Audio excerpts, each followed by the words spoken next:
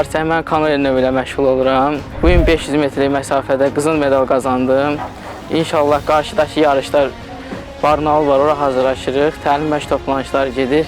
Orada da inşallah qızıl medal qazanacağım. Yarışlara ciddi hazırlaşmışdıq.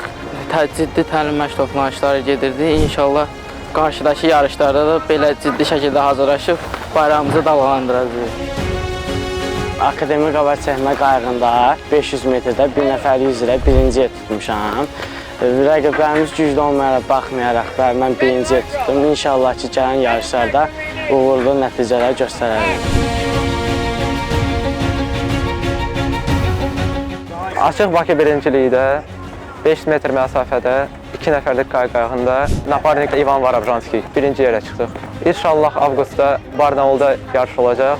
Orada da dvoyka hazırlaşırıq. Bugün kayak üzrə 500 metr məsafədə birinci yer tutdum. Yarışa ciddi hazırlaşmışdıq. Bundan sonra məni Rusiyanın Barnaul şəhərində regata gözləyir. İnşallah mən orada yaxşı çıxış edəcəm və istədiyim nailiyyəti götürəcəm. Beynəlxalq yarışlarda iştirak edib Azərbaycanın bayrağını qaldırmaq üçün əlimizdən gələni edəcəyik. Занимаюсь академической греблей.